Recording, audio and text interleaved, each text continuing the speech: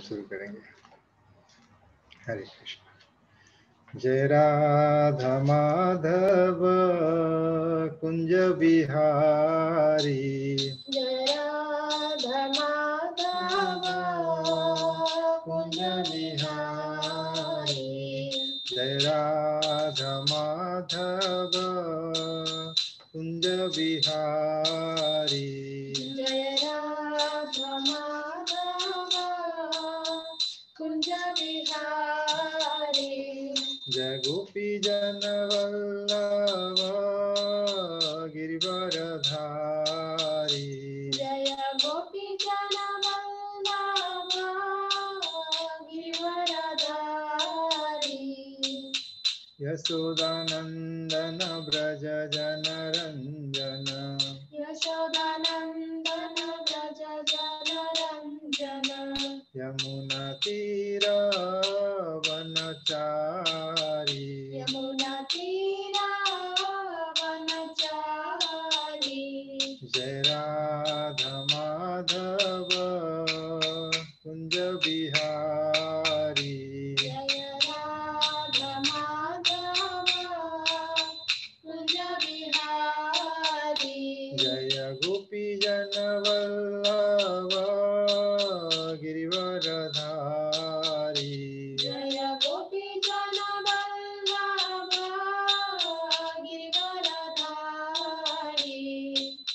यशोदानंदन ब्रज जनरंजन, यशोदानंदन व्रज जनरंजन, यमुना तीर वनचारी, यमुना तीरा वनचारी, जय राधा माधव कुंज बिहारी, जय राधा माधव कुंज बिहारी, जय श्री कृष्ण चैतन्य प्रभु नित्यानंद, श्री अद्वैत गदाधर शिवासादि गौर भक्त वृंद, जय श्री कृष्ण चैतन्य प्रभु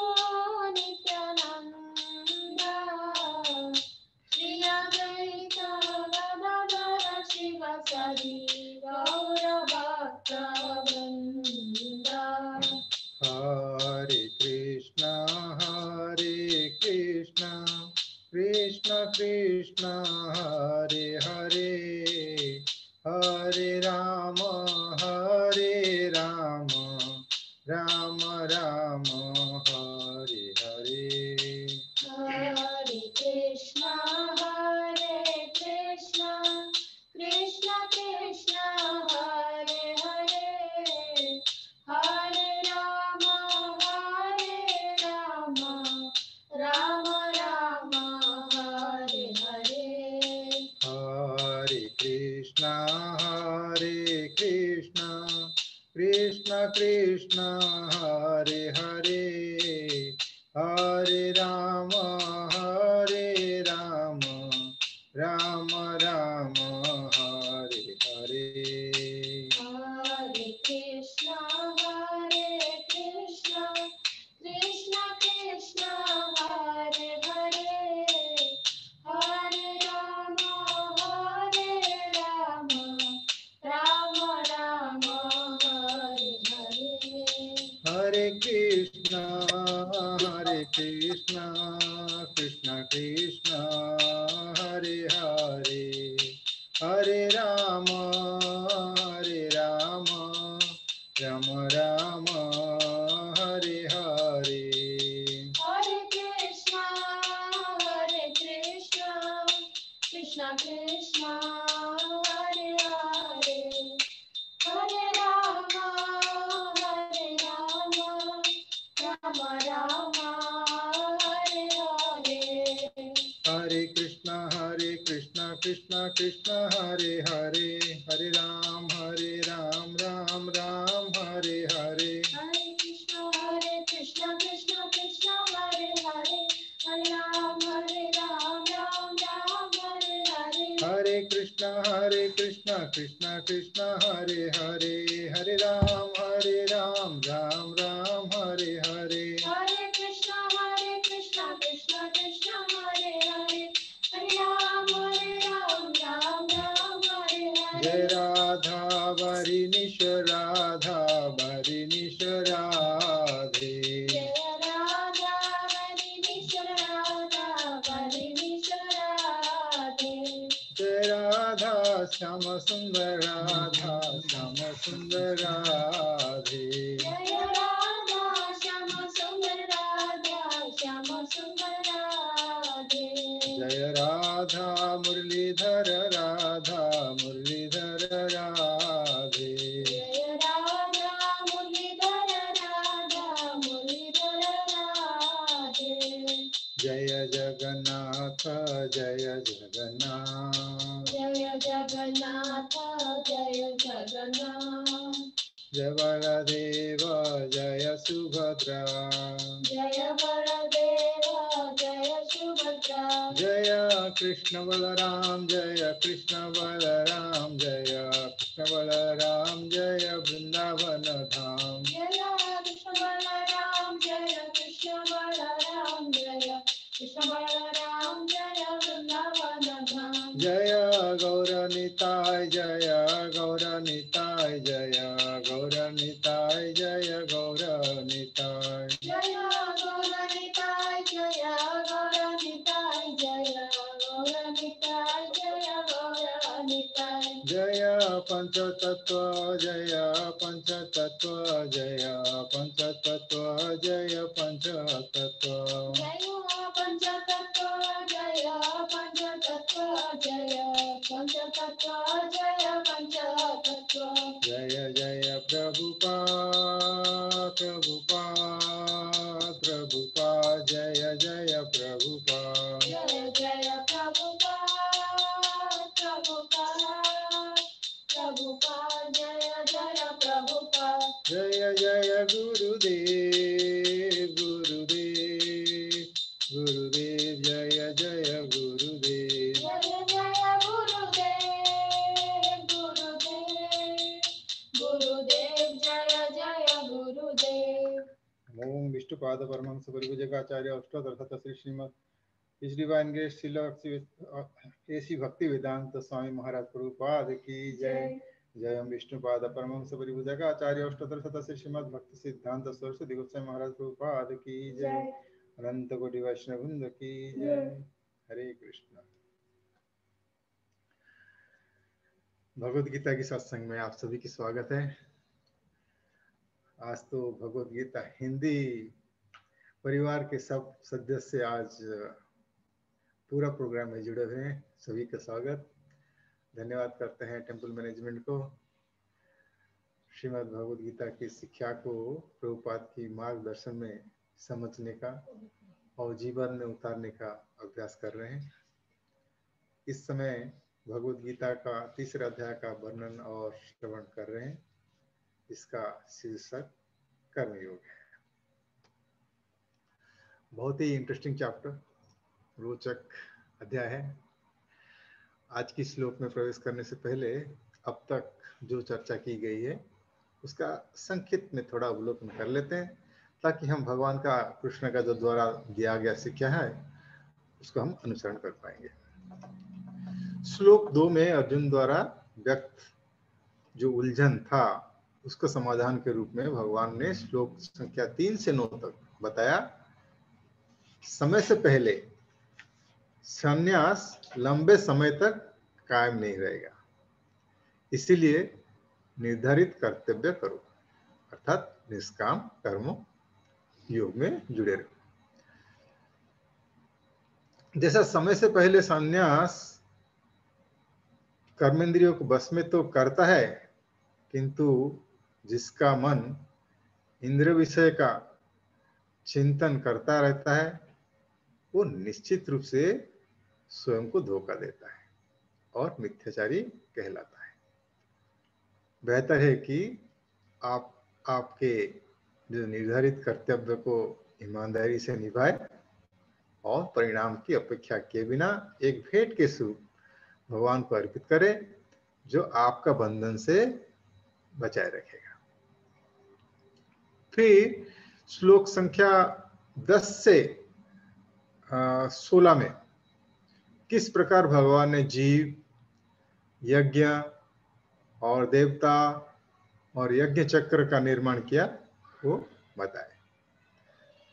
श्लोक 17 से आगे बता रहे हैं, यहां तक कि आप सन्यास के लिए योग्य हो, फिर भी आपको आम लोगों के लिए सही उदाहरण स्थापित करने के लिए निष्काम कर्मयोग करना चाहिए।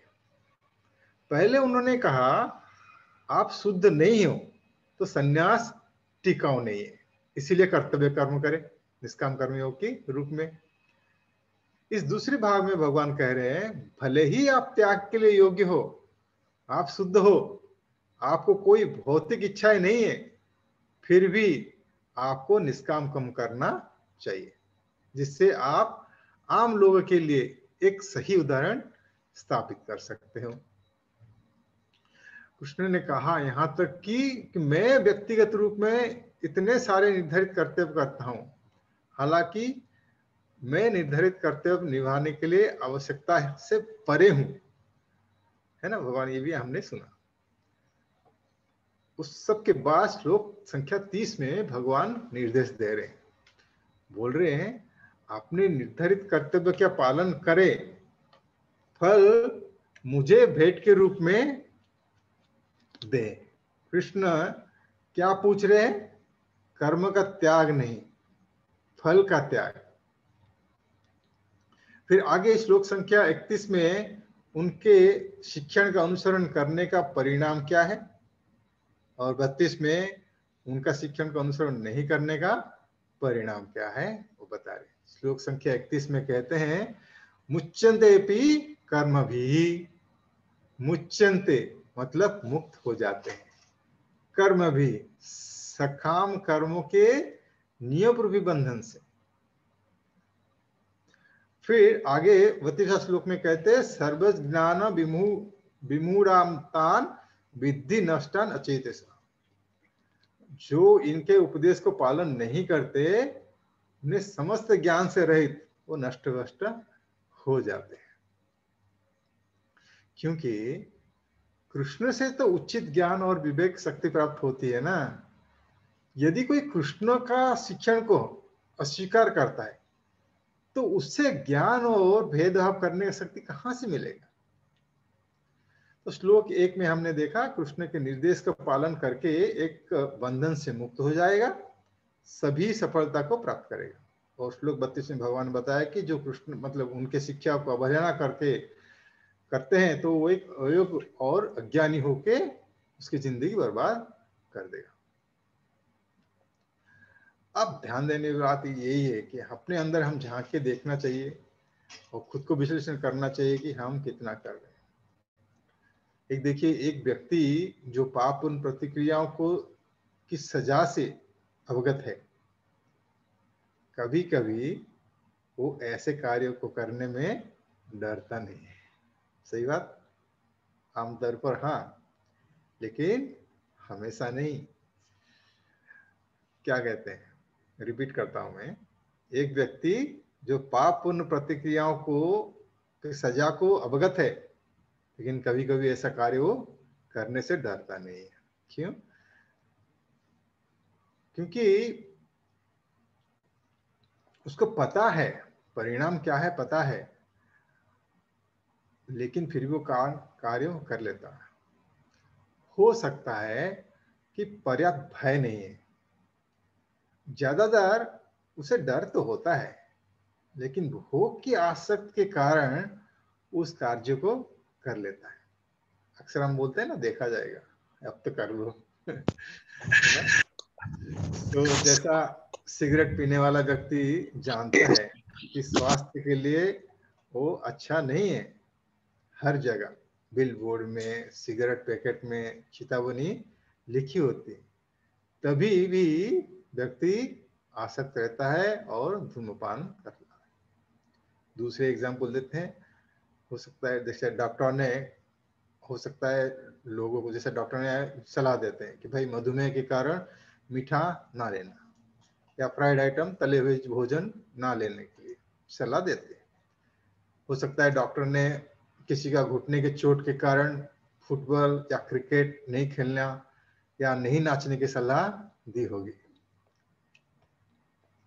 लेकिन अक्सर यह देखा जाता है रोगी मीठे से या तले हुए भोजन को स्वाद के आसक्त रहते हैं, इसीलिए अनदेखा करके खा लेते हैं। वो अतीत की आदतों के कारण ऐसा करने के लिए बाध्य होते हैं।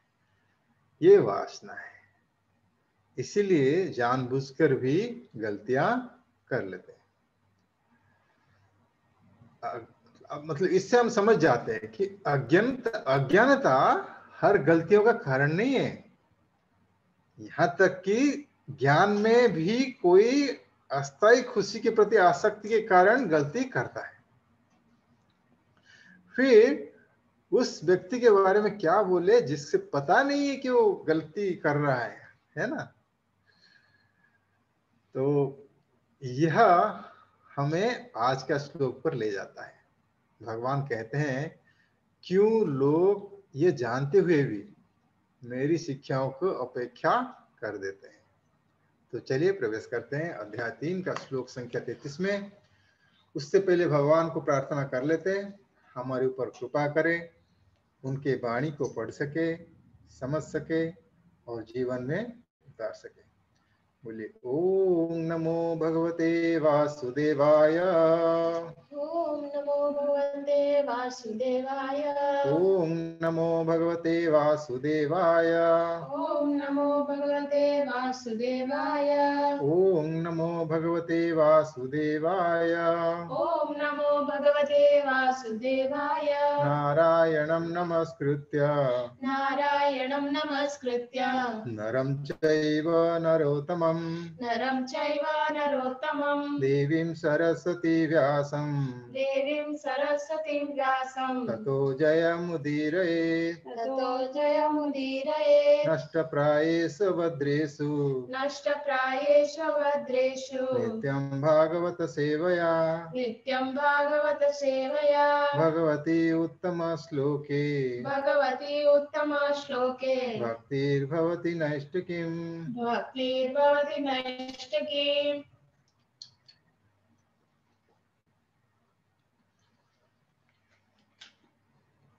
हरे कृष्ण।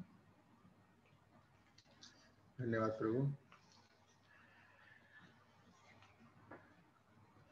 सदृशं चेष्टते स्वस्या सदृशं चेष्टते स्वस्य प्रकृतिर्ज्ञानवानपि प्रकृतिर्ज्ञानवानपि प्रकृतिं यान्ति भूतानि प्रकृतिं यान्ति भूतानि निग्रहं किं करिष्यति निग्रहः किं करिष्यति सदृशं चेष्टते स्वस्या सदृशं चेष्टते स्वस्य प्रकृतिर्ज्ञानवानपि प्रकृतिर्ज्ञानवानपि प्रकृतिं यान्ति भूतानि प्रकृतिं यान्ति भूतानि निग्रहं किं करिष्यति निग्रहः किं करिष्यति सदृशं चेष्टते स्वस्या सदृशं चेष्टते स्वस्य प्रकृतिर्ज्ञानवानपि प्रकृतिर्ज्ञानवानपि प्रकृतिं यान्ति भूतानि प्रकृतिं यान्ति भूतानि निग्रहः किं करिष्यति। निग्रहः किं करिष्यति।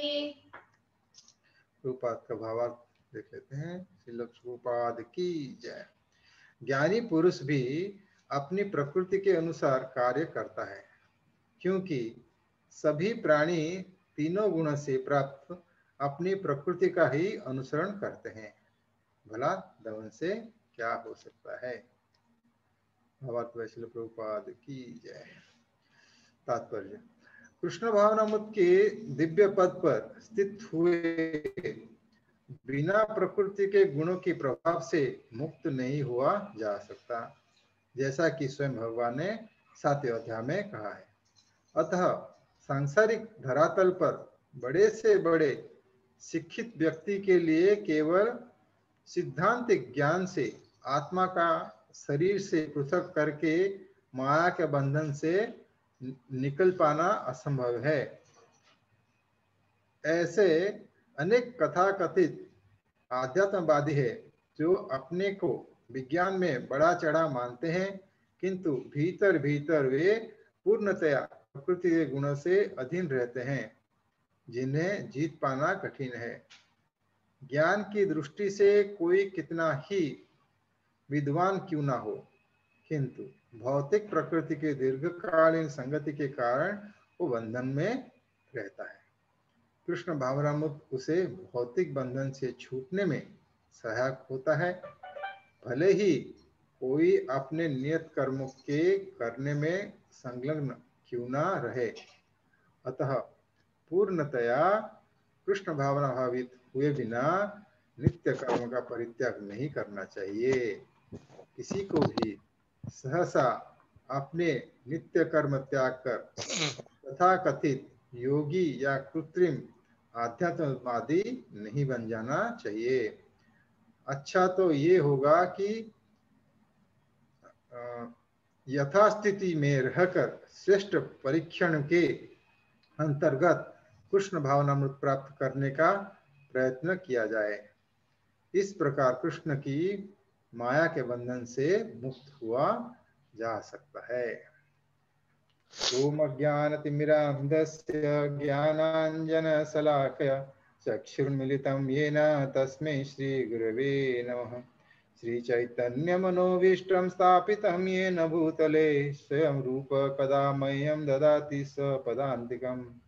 वन्देऽहं श्रीगुरु श्रीयुतपदकमलं श्रीगुरुन् वैष्णवांश्च श्रीरूपं साग्रजातं सहगणा रघुनाथान्वितं तं सजीवं साद्वैतं सावधूतं परिजनसहितं कृष्णचैतन्यदेवं श्रीराधाकृष्णपादान् सहगणा ललिता श्रीविशाखान्वितां च।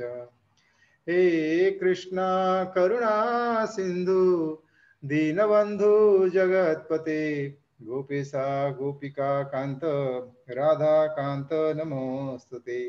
तप्त कांचन गौरांगी राधे वृंदावनेश्वरी वृषभानुसुते देवी प्रणमामि हरिप्रिये। वंशाकल्पतरुभ्यश्च कृपा सिन्धुभ्य एव च पतितानां पावनेभ्यो वैष्णवेभ्यो नमो नमः। जय श्री कृष्ण चैतन्य प्रभु नित्यानंद श्री अद्वैत गदाधर श्रीवासादि गौरभक्तवृंद। हरे कृष्णा कृष्णा कृष्ण हरे हरे, हरे राम राम राम हरे हरे। हरे कृष्णा। ज्ञानी पुरुष भी अपनी प्रकृति के अनुसार कार्य करता है, क्योंकि सभी प्राणी तीनों गुणों से प्राप्त अपनी प्रकृति का ही अनुसरण करते हैं। भला दमन से क्या हो सकता है। हम 29वां श्लोक में देखे थे, प्रकृते गुण सम्मूढ़ सजन्ते गुण कर्मसु। माया के गुण से मोहग्रस्त होने पर अज्ञानी पुरुष पूर्णतया भौतिक कार्य में संलग्न रहता था और उनमें आसक्त हो जाते थे। और आज के श्लोक में भगवान कह रहे हैं, ज्ञानी पुरुष भी अपनी प्रकृति के अनुसार कार्य करता है। अज्ञानी की तरह मोहग्रस्त तो नहीं रहता, लेकिन अपनी प्रकृति के अनुसार कार्य करता है, क्योंकि सभी प्राणी तीनों गुणों से प्राप्त अपनी प्रकृति का ही अनुसरण करते हैं। भला दमन से क्या हो सकता है। अर्थात ज्ञान होते हुए भी सोचिए कितना असहाय है प्राणी। इच्छाएं वासनाएं प्रकट होती है और प्राणी मजबूर होते हैं उसे पूरा करने में। भगवान ये भी कह रहे हैं, भला दमन से क्या हो सकता है। किसका स्थिति सुन रहे हैं? ज्ञानी पुरुष का। और ज्ञानी पुरुष ये जानते हुए भी कि वो गलत कार्य कर रहे हैं, अपनी इच्छाओं को दमन नहीं कर पाएंगे। कौन कह रहे हैं? भगवान स्वयं। इसलिए अगर कोई कह रहा है मेरे सारे इंद्रिया मेरा नियंत्रण में है, अष्टांग योग के बल पर या ज्ञान के बल पर, वो झूठ बोल रहा है। भगवान कह रहे हैं भला दमन से क्या हो सकता है, और वो कैसे, तो हम कैसे माने कि वो सच कर रहा है। वो इस प्रभुपाद हमेशा बोलते थे कि मेरे पास इतना ज्ञान नहीं है, लेकिन मैं कैसा, जो साइंटिस्ट है उन लोगों से कैसा मैं ले पा रहा हूँ कि वो क्या बोल रहे, सही बोल रहे गलत बोल रहे, क्योंकि शास्त्र के आधार पर प्रभुपाद हमेशा बोलते थे, और प्रभुपाद बोल रहे थे कि इसी कारण मैं उनसे डिबेट कर पा रहा हूँ, या उनके साथ मैं बातचीत कर पा रहा हूँ, उनके चैलेंज कर पा रहा हूँ। प्रभुपाद भी तात्पर्य में लिखते हैं प्रकृति के गुणों के प्रभाव से मुक्त नहीं हुआ जा सकता है। और हमारा ध्यान अध्याय 7:14 पर आकर्षित करते हैं, जिसमें भगवान स्वयं कहते हैं प्रकृति के तीनों गुणे वाली इस मेरी दैवी शक्ति को पार कर पाना कठिन है। दैवी ही एस गुणमयी मम माया दुरत्तया। प्रभुपाद आगे भावार्थ में लिखते हैं अतः सांसारिक धरातल पर बड़े से बड़े शिक्षित व्यक्ति के लिए केवल सिद्धांतिक ज्ञान से आत्मा को शरीर से पृथक करके माया के बंधन से निकल पाना असंभव है। तो प्रभुपाद ने बोल दिया शिक्षित व्यक्ति, कितना भी शिक्षित व्यक्ति हो, और जो ना हाँ शरीर हम नहीं है हम आत्मा है ऐसा करके निकल पाना, अपने बल पर निकल पाना असंभव है। ऐसे अनेक कथाकथित आध्यात्मवादी है जो अपने को विज्ञान से बढ़ा चढ़ा मानते हैं। प्रभुपाद यहाँ पर विज्ञान कहने का मतलब ज्ञान जो कार्य में लगाता है वो विज्ञान, तो इस हिसाब से बोल रहे हैं विज्ञान में बड़ा चढ़ा मानते हैं, किंतु भीतर भीतर वो पूर्णतया प्रकृति के गुणों के अधीन रहते हैं जिन्हें जीत पाना कठिन है।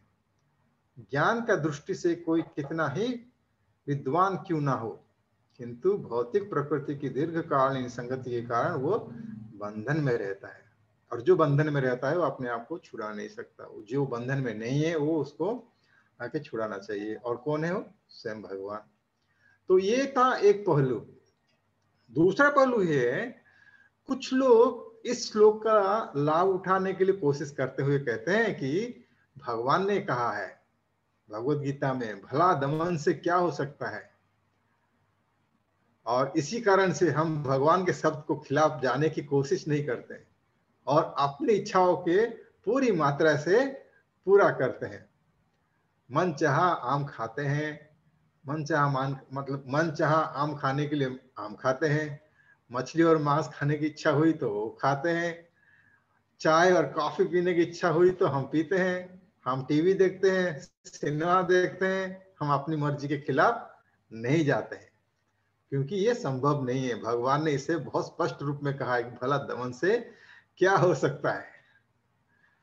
इस प्रकार के लोग और तर्क हम आमतौर पर अपने परिवार या मित्र मंडली के भीतर ही देखते हैं, क्योंकि उनका जो ना हमारे ऊपर प्यार है, और वो लोग जो हम जब आप इंद्रिया को हम नियंत्रण करने की कोशिश करते हैं 4 नियम के माध्यम से, तो उनको पसंद नहीं आता। वो चाहते हैं कि हम सब कुछ खाते पीते रहे जैसा वो कर रहे हैं, लेकिन वो इंद्रिय का नियंत्रण करना और दबाने के बीच अंतर को नहीं समझ, या तो नहीं समझना चाहते हैं।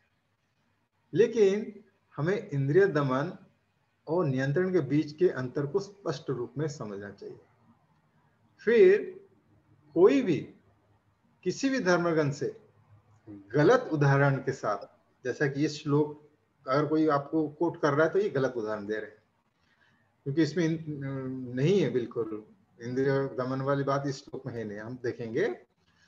लेकिन अगर कोई ऐसा धर्मग्रंथ से दूसरा कोई श्लोक भी बोलता है तो उस श्लोक को हम समझना चाहिए, ताकि वो लोग जो गलत उदाहरण देते हैं और तो हम कम से कम हमारी समझ के लिए कि हमारे समझ में हम नहीं हिलना चाहिए, हमारा श्लोक को अच्छी तरह समझें। तो हमको कोई अगर गलत उदाहरण दे रहा है, गलत श्लोक मतलब श्लोक गलत रूप से कोट कर रहा है, तो हम कम से कम अपना समझ से नहीं हिलेंगे, अपने स्थान से नहीं हिलेंगे। नहीं तो हम ददुल्यमान पहुंच में पहुंच जाएंगे तो हमको लगेगा हम कहीं गलत रास्ते पर तो नहीं है ना। तो इसलिए दमन क्या होता है? दमन होता है वो आपको कुछ करने के लिए इच्छा है लेकिन आप ऐसा नहीं कर रहे हैं क्योंकि, और आपकी इच्छा को दबाने की कोशिश कर रहे हैं। इस प्रक्रिया में बिल्कुल नहीं करना होता है, मतलब दमन में आप बिल्कुल नहीं करना है। जो नेति ये जो योग शास्त्र में वर्णित है। और नियंत्रण क्या है? आपको करने की छूट है लेकिन शास्त्र विधि विधान के अनुसार। आप शास्त्र विधि विधान के अनुसार इंद्रिय तृप्ति कर सकते हैं। और रही बात कॉफी आदि, जो चाय आदि बुरी आदतें, ये सब हम इस जीवन में डाली हुई है। ये प्रकृति या गुण में नहीं है। ये तो हम देखा देखी लोगों से हमने ये आदतें डाली हुई है। इसे आसानी से छोड़ा जा सकता है, वरना आज इस्कॉन में इतने सारे भक्त कैसे है ना। हम जिन लोगों का जीवन नशा और व्यभिचार के व्यतीत कुछ नहीं था, वो लोग छोड़ के भगवान की सेवा में लगे हैं। तो ये हमारे लिए क्या कठिन है। खैर, ये हमारा चर्चा के विषय नहीं है। जैसा मैंने अभी बोला था कि भगवान यहाँ इंद्रिय दमन की बात नहीं कर रहे हैं। इस श्लोक पर प्रकृति की चर्चा हो रही है जो तीनों गुणों वाली है। हमारे पूर्व वासना के अनुसार हमें भिन्न भिन्न प्रकृति की शरीर प्राप्त होती है और हम उसी के अनुसार कर्म करते हैं। ये शरीर में, ये जो शरीर है, ये शरीर जो है या ये इंद्रिया जो है जड़ है, वो अपने आप कुछ नहीं कर सकते। तीनों गुणों द्वारा क्रियाएं होती है और भगवान कह रहे हैं कि उसे दमन कर पाना कठिन है। जो तीनों गुणों का शरीर जो हम प्राप्त हुआ और उस गुण के अनुसार हम कार्य करते, उससे दमन कर पाना कठिन है क्योंकि भगवान का शक्ति है। जो 7:14 में प्रभुपाद ने हमारा जो जैसा कि आकर्षण किए थे, बिल्कुल सही बात है कि वो भगवान का गुण है इसलिए होता है। जैसा एक घोड़ा का शरीर में प्राणी भाग दौड़ करेगा, एक बंदर का शरीर में उछल कूद करेगा। इन्हें गाय जैसा शांत नहीं किया जा सकता। या एक गाय को घोड़े के बीच में 10 साल तक रख दे, वो घोड़े जैसा व्यवहार नहीं करेगा। मनुष्य में भी कुछ शांत स्वभाव के होते हैं, कुछ ज्यादा बोलते हैं, कुछ घूमना फिरना पसंद करते हैं, कुछ उग्र कर्म में रुचि रखते हैं, कुछ व्यवसाय में रुचि रखते हैं, कुछ मेडिकल में या कुछ इंजीनियरिंग में रुचि रखते हैं। लोग अपने अपने स्वभाव के अनुसार काम करते हैं और भौतिक संतुष्टि प्राप्त करते हैं। भगवान अर्जुन को वही कह रहे हैं, तुम क्षत्रिय हो, क्षेत्र स्वभाव के अनुसार युद्ध में तुम्हें संतुष्टि मिलेगी, इसलिए युद्ध करो। और हमारे लिए जो शिक्षा है इस श्लोक में, हमारे लिए क्या शिक्षा है कि प्रभुपाद अपने तात्पर्य के अंत में बताते हैं, लिखते हैं, कृष्ण भावना उसे भौतिक बंधन से छूटने में सहायक होता है, भले ही कोई अपने नियत कर्म को करने में संलग्न क्यों न रहे। ध्यान से सुनिएगा, कृष्ण भावना उससे भौतिक बंधन से छूटने में सहायक होता है, भले ही कोई अपने नियत कर्म के करने में संलग्न क्यों न रहे। अतः पूर्णतया कृष्ण भावना भावित हुए बिना नियत कर्म को परित्याग नहीं करना चाहिए। तो हम कृष्ण भावनामृत में हैं, अभी हम कृष्ण भावनामृत में हैं और साथ साथ एक पिता, माँ या बहू के रूप में या तो पुत्र के रूप में अपने निर्धारित कर्तव्य कर्म कर रहे हैं। प्रभुपाद यही कह रहे हैं कि अपने निर्धारित कर्तव्य कर्म करते हुए भी हम भौतिक बंधन से छूट जाएंगे हम अगर कृष्ण भावनामृत के कार्य जो प्रभुपाद ने जो हमें बताया, जिस तरह से नियम दिया है, उसको अगर हम ठीक ठीक से पालन करेंगे, भगवान का नाम जब ठीक ठीक से करेंगे, और जहाँ जो सारे नियम हमें बताया, जिस तरह से हमको भगवान का सेवा में संलग्न रहने के लिए 24 घंटा हमें भक्ति भगवान का हम सेवा करते हैं, तो अगर इस तरह से हम करेंगे तो हम ये जो निर्धारित कर्तव्य कर्म करते, वो निर्धारित कर्तव्य कर्म करते समय हो सकता है उसमें कोई त्रुटि हो, कुछ हो, लेकिन जैसा बाकी लोगों को, जैसा हम कहते हैं कि भाई कथा, देखिए भागवतम सुन लीजिए या कोई भी कथा सुन लीजिए, उसमें आपको कथा सुनने बाद अंत में आपको फल का फल श्रुति रहता है, वो प्राप्त होता है। तो ऐसा ही जो नियत कर्म है उसका भी फल श्रुति है, उसका भी यही है कि आप क्या करने से क्या प्राप्त होगा। तो हम ये भी जानते हैं कि जो पाप तो बंधन ही कारण है ही, पुण्य भी बंधन के कारण है। तो मतलब पाप और पुण्य से जो भी बच जाता है, फिर भी हमको यहाँ आना पड़ेगा, जन्म मृत्यु चक्कर में आना पड़ेगा। लेकिन प्रभुपाद बोल रहे हैं कि हमें जो कृष्ण भावनामृत अगर सही तरह से हम करेंगे, हमें भौतिक बंधन से छूट जाएंगे। इसलिए हमें नियत कर्म त्याग कर तथाकथित योगी या कृत्रिम आध्यात्मिकवादी नहीं बन जाना चाहिए। तो यहीं पर प्रभुपाद का तात्पर्य अंत होता है, समाप्त होता है। तो मैं भी यहीं पे कथा को विराम देता हूँ। अगर किसी का मन में कोई प्रश्न उठता है तो आप सवाल कीजिए, कोशिश करेंगे उसका जवाब देने के लिए। नहीं तो वरिष्ठ वैष्णव लोग हैं यहाँ पे, उन्होंने हमें सहायता करेंगे। हरे कृष्ण।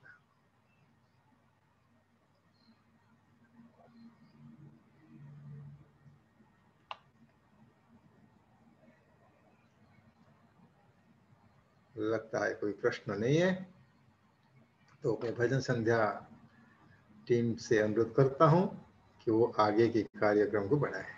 हरि बोल। हरे कृष्ण प्रभु जी, दंडवत प्रणाम। प्रभु जी बहुत अच्छा क्लास दिया आपने, बहुत अच्छा लगा सुन के। Thank you very much Prabhu ji for the wonderful class. Let's just start with the